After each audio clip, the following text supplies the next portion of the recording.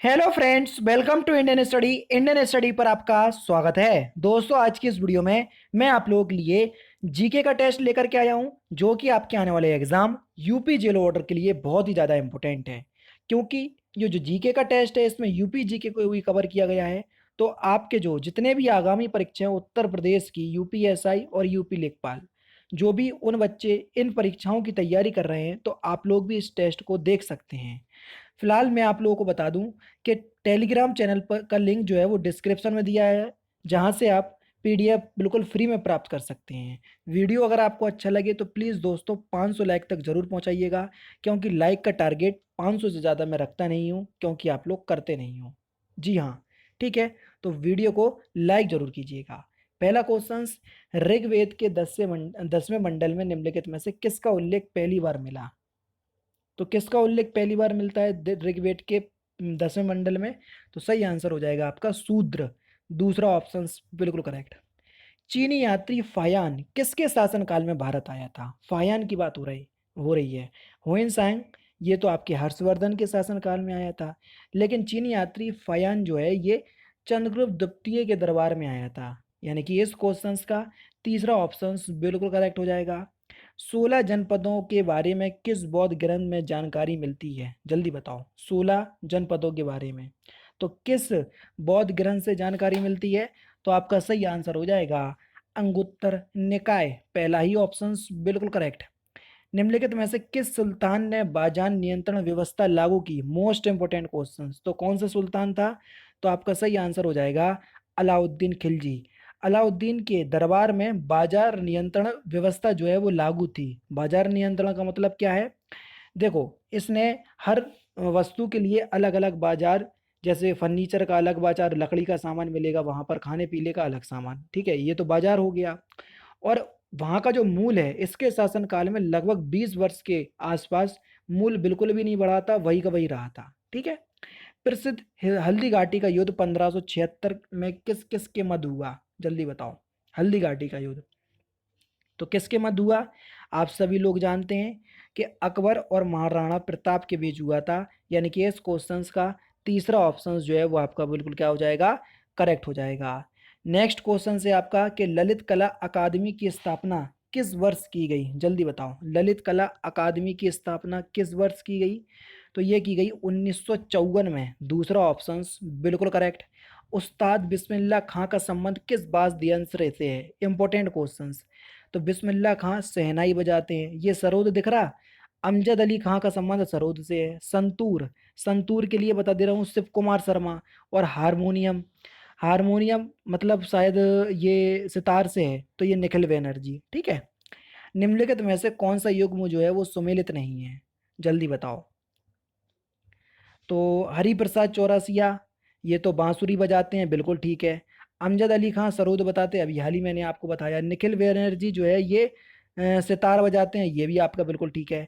शिव कुमार शर्मा, अभी मैंने आपको बताया कि संतूर वादक हैं, और यहाँ वायलिन दिया, तो चौथा ऑप्शन करेक्ट। यहाँ पर आपका निखिल बैनर्जी नहीं होगा, हारमोनियम का। ठीक है, मुझे याद नहीं आ रहा तो कोई बात नहीं, बाकी सब तो मैंने सही बताया यहाँ पर। ठीक है, तो याद कर लीजिएगा, शिव कुमार शर्मा जो है ये संतूर वादक हैं। अंधकार में महाद्वीप कौन सा है? यानी कि अंध महाद्वीप किसको कहते हैं? तो आप सभी लोग जानते हैं, जो अफ्रीका महाद्वीप है उसको हम अंध महाद्वीप के नाम से जानते हैं। पहला ही ऑप्शन करेक्ट। रोम किस नदी के किनारे स्थित है? आप सभी लोग जानते हैं, रोम जो है ये टाइबर नदी के किनारे है। डेन्यूब, बुडापेस्ट जो आपने सुना है, वो डेन्यूब नदी के किनारे स्थित है, वो भी याद कर लो। ठीक है। भारत में सबसे ऊंचा जलप्रपात कौन सा है? भारत का सबसे ऊंचा जलप्रपात, तो भारत का सबसे ऊंचा जलप्रपात है जोग गरसोप्पा, इसको गरसोप्पा भी कहते हैं। चौथा ऑप्शन बिल्कुल करेक्ट है। नर्मदा नदी पर बना, शरावती नदी पर है, सॉरी, नर्मदा नदी पर नहीं है, शरावती नदी पर है। इसकी ऊंचाई 250 मीटर के आसपास है। ठीक है। नेक्स्ट क्वेश्चन, निम्नलिखित में से भारतीय राज्यों में से किस राज्य की कोई समुद्री सीमा नहीं है? गुजरात की है, गोवा की है, राजस्थान और महाराष्ट्र में आप सभी लोग जानते हैं, महाराष्ट्र की तो है ही है, राजस्थान की आपकी नहीं होगी, तो तीसरा ऑप्शन करेक्ट। भारत में राष्ट्रीय आय का आकलन पहली बार किसने किया था? तो ये किसने किया था? ये दादा भाई नौरोजी ने किया था। दूसरा ऑप्शन बिल्कुल करेक्ट। महालनोबिस मॉडल का संबंध किस पंचवर्षीय योजना के साथ जुड़ा हुआ है? तो कौन सी पंचवर्षीय योजना के साथ जुड़ा हुआ है? तो आपका सही आंसर हो जाएगा दूसरी पंचवर्षीय योजना, जी हाँ दोस्तों, महालनोबिस मॉडल आर्थिक विकास का मॉडल है जो दूसरी पंचवर्षीय योजना के समय लाया गया था। इसमें उपयोगों से विकास पर बल दिया गया था और इस मॉडल के प्रवर्तक भारतीय सांख्यिकीविद प्रशांत चंद्र महालनोबिस थे और इसलिए उन्हीं के नाम पर ही महालनोबिस मॉडल इसका नाम रखा गया। नेक्स्ट क्वेश्चन, भारतीय अर्थव्यवस्था किस क्षेत्र में सर्वोच्च उत्पादकता है? जल्दी बताओ किस क्षेत्र में? तो आपका सही आंसर हो जाएगा परिवहन, संचार एवं वाणिज्य के क्षेत्र में। दूसरा ऑप्शन आपका बिल्कुल करेक्ट। आपने देखा होगा कि जब लॉकडाउन लगा हुआ था, जो गुड्स होती हैं जिनको हम मालगाड़ी कहते हैं वो लगातार चल रही थी। क्यों? क्योंकि परिवहन व्यवस्था जो है भारत की अर्थव्यवस्था के ऊपर बहुत ज़्यादा प्रभाव डालता है, इसलिए। ठीक है, और अब तो बहुत ज़्यादा ही है। निम्नलिखित में से कौन सी रिट ऐसी है जो केवल किसी सरकारी पदाधिकारी के विरुद्ध लागू की जा सकती है? तो उस रिट का नाम क्या है? उसको हम बोलते हैं परमादेश। दूसरा ऑप्शन बिल्कुल करेक्ट है। भारत में नागरिक कितने वर्ष की आयु वोट दे सकते हैं? तो आप सभी लोग जानते हैं अगर आप 18 वर्ष के हो गए तो आप वोट दे सकते हैं। लेकिन एक संविधान संशोधन हुआ था, 61वां संविधान संशोधन, तब जाके आपका ये जो एज है वो 18 तय की गई। नहीं तो पहले कितनी थी? 21 थी, यानी कि 21 वर्ष थी। ठीक है, तो वो भी आप याद कर लो क्योंकि एग्जाम में आपसे पूछा जा सकता है। नेक्स्ट क्वेश्चंस की तरफ चल रहे हैं। पंचायती राज व्यवस्था संबंधित प्रावधान भारतीय संविधान की किस अनुसूची में रखे गए? देखो 8 अनुसूची तो थी। 9वीं अनुसूची में भूमि सुधार रखा गया, 10वीं अनुसूची में दल बदल रखा गया, फिर आई आपके 11वीं अनुसूची, और 11वीं अनुसूची में आपको पंचायती राज व्यवस्था को क्या किया गया? दर्जा दिया गया। तो आपकी चौथा ऑप्शन बिल्कुल करेक्ट हो जाएगा। दी लॉस्ट ऑफ इनहेरिटेंस किसकी कृति है? जल्दी बताओ। तो ये जो पुस्तक है ये करण देसाई की है। तीसरा ऑप्शन बिल्कुल करेक्ट। मनुष्य में कौन से क्रोमोसोम्स के मिलने से पुत्र का जन्म होगा? तो आपका सही आंसर हो जाएगा पुरुष का वाई और स्त्री का एक्स, यानी कि इस क्वेश्चन का चौथा ऑप्शन आपका बिल्कुल करेक्ट, क्योंकि पुरुष में दोनों एक्स वाई क्रोमोसोम होते हैं, स्त्री में केवल एक्स होता है, इसलिए इसका मनुष्य का एक्स और स्त्री का वाई, तो पुत्र का जन्म होगा। शिशु में पितृत्व स्थापित करने के लिए निम्नलिखित में से किस एक तकनीकी का प्रयोग किया जाता है? तो किसका तकनीकी का प्रयोग करते हैं? डीएनए फिंगरप्रिंट, यानी कि इस क्वेश्चन का दूसरा ऑप्शन बिल्कुल करेक्ट है। भारत को सामरिक दृष्टि से कमजोर करने हेतु चीन ने श्रीलंका के किस बंदरगाह में निवेश किया? जल्दी बताओ। बहुत इंपॉर्टेंट क्वेश्चन है क्योंकि चीन से अभी हमारे संबंध जो है वो बहुत बेकार चल रहे हैं, इस वजह से ये इंपॉर्टेंट बन जाता। तो आपका सही आंसर हो जाएगा हब्बन टोटा बंदरगाह। ये कहाँ का बंदरगाह है? श्रीलंका का, लेकिन इस पे कब्जा किसने किया है? चीन ने। तीसरा ऑप्शन बिल्कुल करेक्ट। जल वाष्प वायुमंडलीय दाब के बराबर हो जाता है तो द्रव पर क्या प्रभाव पड़ेगा? जल्दी बताओ। तो द्रव पर क्या प्रभाव पड़ेगा? तो आपका जो सही आंसर हो जाएगा वह हो जाएगा द्रव उबलने लगता है, यानी कि इस क्वेश्चन का दूसरा ऑप्शन बिल्कुल करेक्ट है। उत्तर प्रदेश में उर्दू को दूसरी राज्य भाषा का दर्जा कब दिया गया? 50 बार पढ़ा चुका हूं, कब दिया गया? 1989 में, यानी कि इस क्वेश्चन का तीसरा ऑप्शन करेक्ट। उत्तर प्रदेश की निम्नलिखित में से कौन सी जनजाति को बनरोध के नाम से भी जाना जाता है? तो कौन सी जनजाति है? तो उस जनजाति का नाम है राजी। पहला ही ऑप्शन बिल्कुल करेक्ट। उत्तर प्रदेश में भातखंडे हिंदुस्तानी संगीत महाविद्यालय किस नगर में स्थित है? कहां पर स्थित है ये? तो आपका जो सही आंसर हो जाएगा वह हो जाएगा आपका लखनऊ, यानी कि इस क्वेश्चन का पहला ऑप्शन करेक्ट। उत्तर प्रदेश में सर्वाधिक प्रचलित लोक नृत्य निम्नलिखित में से कौन सा है? जल्दी बताओ कौन सा है? तो आपका सही आंसर हो जाएगा नौटंकी। पहला ही ऑप्शन करेक्ट।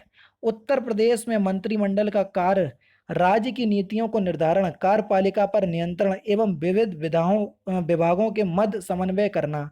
बताइए यह किसके प्रति उत्तरदायी होता है? तो किसके प्रति उत्तरदायी होता है ये?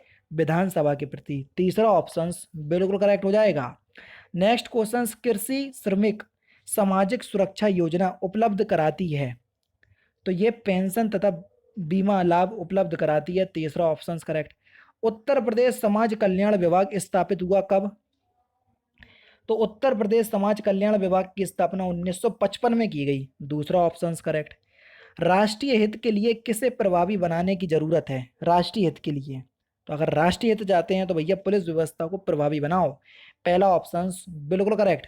पुलिस अधिनियम 1861 के अंतर्गत विशेष पुलिस अधिकारी की नियुक्ति की जा सकती है पुलिस निरीक्षक के आवेदन पर मजिस्ट्रेट के द्वारा। चौथा ऑप्शन बिल्कुल करेक्ट। केंद्रीय सरकार पुलिस अधिनियम कब आया? जल्दी बताओ। तो कब आया था? तो आपका सही आंसर हो जाएगा 1888, दूसरा option correct. Uttar Pradesh police विनियमों के अंतर्गत ग्राम चौकीदार उत्तरदायी होता है किसके प्रति? तो किसके प्रति उत्तरदायी होता है ग्राम चौकीदार? जिला पुलिस अधीक्षक के प्रति। पहला ही ऑप्शन बिल्कुल करेक्ट हो जाएगा। और लास्ट क्वेश्चन और इंपॉर्टेंट क्वेश्चन भी है। Social networking website Google plus की स्थापना किस वर्ष की गई? चलो स्थापना तो मैं बता दे रहा हूं कि किस वर्ष की गई, लेकिन अभी हाल ही में गूगल प्लस का नाम चेंज किया गया और दूसरे नाम से इन्होंने लॉन्च किया, गूगल वालों ने नाम चेंज करके। नया नाम क्या है तो वो आप लोग मुझे कमेंट बॉक्स में बताना, यही आप लोगों का करंट मतलब आज का क्वेश्चन है। तो मैं आपको ये तो बता दे रहा हूँ कि गूगल प्लस की स्थापना 2011 में हुई थी, वर्ष 2011 में, पहला ऑप्शन करेक्ट। लेकिन इसका नया नाम क्या है गूगल प्लस का? तो इस क्वेश्चन का आंसर आप मुझे कमेंट बॉक्स में बताएंगे। तो दोस्तों ये था आपका जीके का टेस्ट, जो कि मैंने आज की इस वीडियो में आपको कवर करवा दिया। वीडियो अच्छी लगे तो लाइक और शेयर जरूर कर दीजिएगा। तो दोस्तों फिलहाल की वीडियो में सिर्फ इतना ही। अगर आपको वीडियो पसंद आए तो प्लीज़ दोस्तों वीडियो को लाइक कीजिए, शेयर कीजिए और साथ ही साथ हमारे चैनल को सब्सक्राइब करना ना भूलें, क्योंकि मैं रोजाना इसी तरह के वीडियोस आप लोगों के लिए लाता रहता हूँ। नमस्कार दोस्तों, जय हिंद, जय भारत।